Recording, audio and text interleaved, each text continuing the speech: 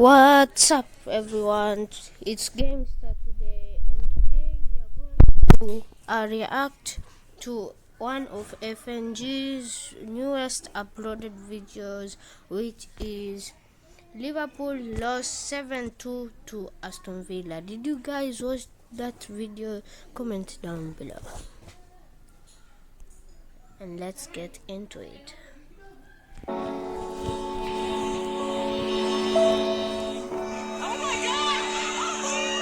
Oh my god, oh my god. Ham roll of the week. You know what, yeah? I don't think there was even that much football news, to be honest, this week. So just wrap up the episode there. It's been a pleasure. What? It's your boy, No Trim Niran. We're back once again, and you are watching FTW. This, of course, is the series where I bring to you the best and more frequently the worst of what football has to offer online and on social media during the course of the week. And you know what, lads? God. I'll cut to the chase. We'll address the elephant in the room. There's realistically been better days to be a Liverpool fan. I felt less pain watching a Christian Powelson and Jay Spearing double pivot. They weren't even a double pivot. They each were half a pivot to make one singular pivot, and that was still better than Sunday. Liverpool were absolutely demolished. 7-2 by Aston Villa this weekend in the Premier League. We were in fact Guys, I think Aston Villa were lucky because there was one offside that was a goal and three reflections. Comment down below if Aston Villa were lucky or not lucky. Stash this on OnlyFans and you're getting a solid $10 a month. I'm being serious. This was actually an illegal performance in most areas of the UK. Genuinely. Because you can't be letting more than 6 in most of the time. October may have seen Boris Johnson's rule of 6 come into effect, but it was a rule of 7 at Villa Park. Listen, lads, we've had a good innings, okay? I would like to issue the following statement. Oh no, an advertisement. But before I rip into Liverpool mercilessly, I would like to give quite a lot of credit to Aston Villa. Generally speaking, played extremely well, coming to the champions and being positive and playing attacking football and scoring 7 past them deserves far more credit than they've actually received. Plus, they've been very good overall this season. So, to be honest with you, right, this actually could be an intelligent plan from Klopp. By conceding 7 goals to Aston Villa, we've given them an exponential rise in confidence, which they can then use to take further points off our Premier League rivals, the likes of Manchester City. Oh, who am I kidding, fam? We play Aston Villa again before they even play Manchester City. We're done for. But it's okay. It's alright because Graham Souness has an explanation for everything. I think they left the grass longer than normal because to slow Liverpool. You know what? He might be onto something. It's all in the mathematics of the angles and millimetre precise length of the grass. Just null and void the season, fam. I hope you're ready, folks. Alright, strap yourselves in because these lot won the Premier League last year. We're all farmers. Get your combine harvesters out. What? And as for the goalkeeping situation, whoever injured Alisson in training, I want them tried in a court of law. Adrian's got to be in goal today. He's going to be grand. He won't be conceding 6, unlike, the other lot. Is it worth it? Is it worth going through this anguish every week? This man is a war criminal. Don't get me wrong, criminal. the entire team performance was absolutely abysmal. But when it comes to Adrian, what is my man even doing in this situation? Lads, hear what? Yeah, but I'm pretty sure I've left my oven on at home. And the grill. Enjoy. Thank you. Yeah? 76. I deserve more. He genuinely reckons he should be over 76 overall. I've seen 76-year-olds be better in between the sticks. Richarlison posted this picture of himself at full time, obviously the number 7 on the back of his shirt, after we conceded. Forget about it. Just give him a Housery award. But at least we weren't the only ones. My one slice of happiness in a never-ending pit of despair. My one slice of happiness came in the form is of Son 10-man Manchester United getting pummeled 6-1 by Tottenham. Sir Alex Ferguson has packed it in, fam. He's seen enough. Now listen, I'm not one to talk, given this week we've just shipped 7 to a side that almost got relegated last year. But in terms of consistent terribleness, that's not a word, but in terms of being consistently terrible, Manchester United are actually on a new level right now. Yes, We're talking yes, a disappointing loss to Manchester Palace, United are in a new extremely level. lucky against Brighton. They should have lost that game, and now they've been annihilated by Tottenham, and it could have been 4-1 before the red card even happened. Yes. Speaking of which, Eric Lamela could probably consider a career change. The Oscar goes to Eric fucking Lama. But it's not hard to see why Manchester United are doing so poorly when they've got a Bosch Series 4 fridge freezer with a silver energy rating at centre-back. He's simply David Luiz with a blue passport. Shkodran Mustafi, but with a legitimate TV licence. What level of discombobulation do you have to be at to pull your own teammate defender down when he's trying to clear the ball away? United fans have simply had enough. They've started a petition to reopen the assault case of Harry Maguire in Mykonos. He claimed that he wants to help his teammates with social media pressure on Sky Sports this week. How about you help your teammates with their own defensive pressure in games? And after the catastrophic defensive displays in the Premier League over the weekend, Specsavers tweeted that they were offering free tests for Premier League defenders from Monday. Jose Mourinho has duppied his old club, patted his successor on the head, and then stared into the camera lens. This man is something else. Manchester City got amongst the action as well, tweeting simply a handshake emoji in response to Tottenham's win, given their 6-1 victory a number of years ago. It's a shithousery award for the blue side of Manchester. Guys, comment down below which team will win the Premier League and the Champions League. And guys, I'm going to do a live stream for Liverpool Premier League and Champions League matches, so watch out for that. Is this the end of Ole Gunnar Solskjaer? I mean, he's clearly not the man to take United forward in my eyes. I can only imagine his press conferences. Well, you know, Sir Alex Ferguson did this once too, eh? A 6 is good in cricket, at least, am I right? What must Jadon Sancho be thinking in this situation? Hello? Jadon, yo, it's your boy, Edward Woodward, you know, the triple wood threat. Yes, yeah, what do you want? So basically, you know, I know we're kind of G's now. I didn't know if you wanted to... Oh, yes, Madge, you know, I'm actually just going through a tunnel right now. Jadon, I rang you on your home phone number. Elsewhere, and we've got extremely wholesome footage of Roy Hodgson trying to take a knee in a very cramped location. Bless him. I love the guy. I wish he was my granddad. He probably has to get a stair lift to his dugout. Up at Goodison Park, and Everton are actually going to win the league. I've had enough fire this season. Did you see that the scoreline they did on Tottenham? It was 1-0, and West Ham in the FA Cup, I think 4-0. Yes, 4-1. And today, and it's 4-2 now. Oh my god. They're on fire today. I mean, this season. football. They claimed yet another impressive victory, this time at home, 4-2 against Brighton, and it featured a 10 out of 10 celebration after a goal from Yerry Mina. Seamus Coleman is not exactly sure he'd give it the same rating, but it was a 1 out of 10 performance from Jordan Pickford. Yet another mistake from him leading to a goal from Neil Maupay this time. It's not his fault though, okay, with such small arms for such a large body. And in the biggest shock of the day, West Ham United won a second game in a row. I'm not being funny, since David Moyes got corona and had to lead the team from home, they've actually got better. This Zoom subscription... Oh, so it means that David Moyes is doing West Ham to be bad. I think so. Comments down below, guys. Is their signing of the season. If I'm the rest of the staff, I'm not letting the guy back into the training ground. I open the door. I'm not going to tell you again. Fuck off. You're shit. Though in fairness, Leicester probably could have made it a little bit more difficult for them. Don't kill me. Look at Tielemans.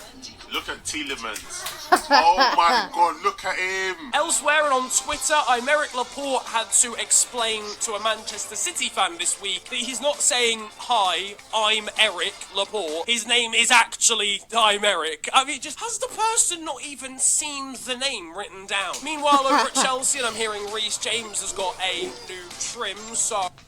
No, I'm sorry, I've got to bring this segment back. God. But now it's that time in the show again. It's time for Trim Watch.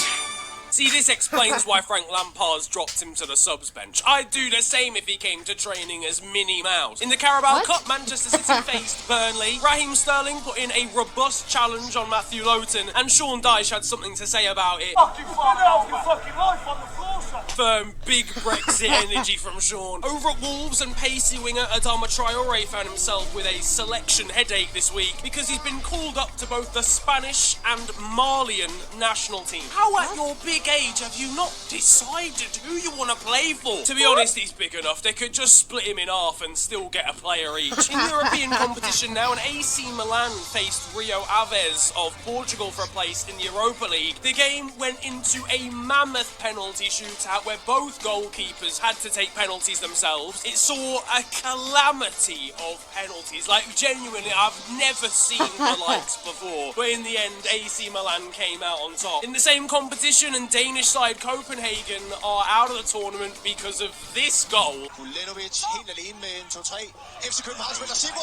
Oh my god. Oh my god. Meanwhile, over in Italy, and the Serie A game between Juventus and Napoli has had to be postponed, with Napoli likely to have to forfeit the fixture. This is because, going into it, 2 players from Naples and one of their coaching staff tested positive for corona. They were given medical advice suggesting they shouldn't travel to the Juve game, but had their appeal for postponement rejected by the league. Juve turned up to the game and just sat in the stands for 45 minutes before the game was called off. Nice to see them utilising the Messer Ozil strategy here. Barcelona have been making headlines on social media this week. Firstly, for this quite outlandish caption, just who thought this would be a good idea? Meanwhile, they got their new American signing, Serginho Dest, to do kick-ups at his announcement. This was the outcome. Cada cena aquests tradicionals tocs, en autèntiques virgueries de lateral dret, com deies, escollit talent de l'any. At this point, why do they do it, fam? This happens every single time. Meanwhile, over at Mallorca... Martin Valgent, protagonista l'MVP del partit en el dia d'avui.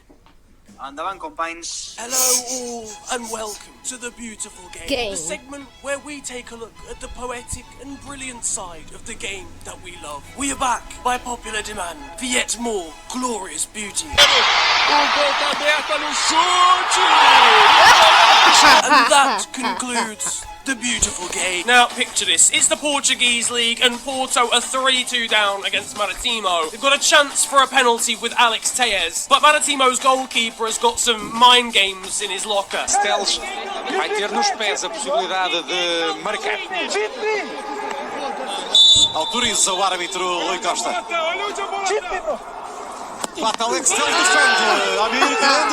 This man not only saved a penalty from Alex Telles, he sent him back into a whole different country, bro. We saw an interesting arrangement in the crowd over at RB Leipzig, with a fan deciding to use his beard as a mask, except you can't see the game because the hair is in...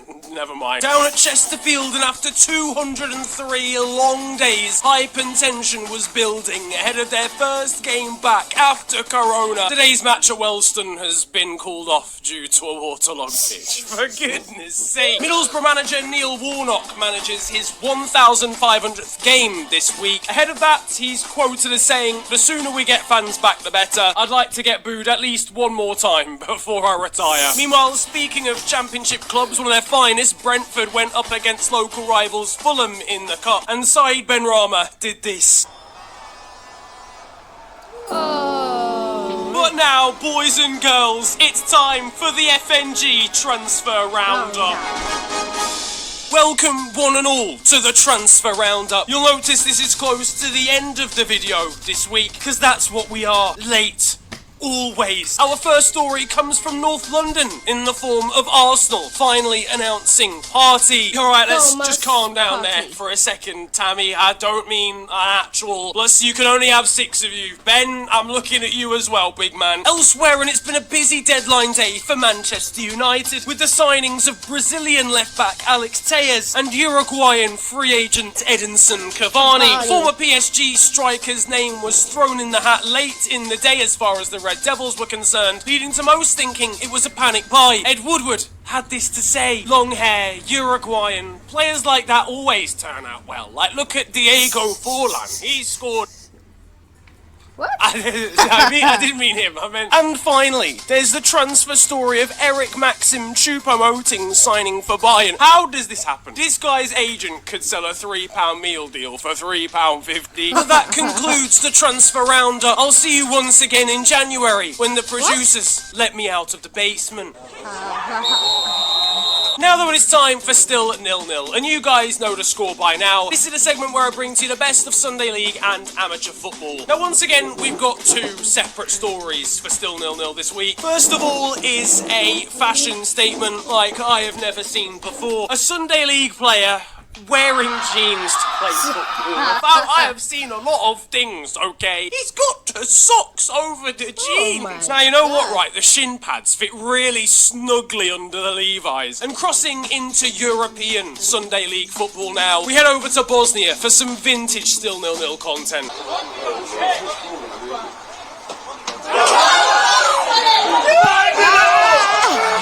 On to the weird stuff though now. Up in Scotland, and lower league side Montrose have signed Martin Rennie. This is the announcement video they did for him. Come on! Give me... Yes! Yes! I mean, if it's anything like a Road to Shore pack opening, they've probably faked the entire transfer. Over in America, and with a score level in the 90th minute, we saw this last-minute winner. Johnson forward. Wait, I'm coming. And I'm back. Let's get into it. Safe for Butler. Oh, it took a deflection off of Barrera, and somehow it goes in! We had this shocking revelation from Morg here, announcing she'd found out her mum shagged former Bolton and West Ham striker Ricardo Vazte. I'm glad he was able to score somewhere in his life. Over in Argentina, and Diego Maradona is being interviewed on the move. That is, however, causing a slight issue when it comes to the advertising boards in the background. Boss, please, I've been carrying this for 30 minutes weekend. And finally, on a pretty different note, I'd like to give a large shout out to American side San Diego Royals. Managed by Landon Donovan, they decided to walk off the pitch whilst winning a game because one of their players was subject to a homophobic slur during the football match. Obviously, this sort of thing happens quite regularly on the pitch, and I saw a lot of people saying they should just man up about it because it happens so regularly. Just because it happens regularly doesn't mean that it's right. Ultimately, there's not a single openly gay footballer in this country, and stuff like this happening so regularly is probably one of the reasons why. So even though it seems like a harmless dig at someone, even though it clearly isn't, the fact they've taken a stand is brilliant, and hopefully we see more teams do similar things going forward. But that is going to wrap up football this week, and I hope you have enjoyed it. If you have, then feel free to slap a like on the video and subscribe if you're new to the channel. You can also follow me on social media. It is at the official FNG on Twitter and on Insta. But it's been a pleasure ranting at you guys today. Have a wonderful day, enjoy yourselves, and goodbye. And so that's it, guys. Don't forget to slap a like, share, and subscribe to this channel and my channel and FNG's channel. And for now, it's goodbye. Guys, don't forget to subscribe to this channel, FNG, and give a like to this video and the video that we watched, and share. And for now, it's goodbye.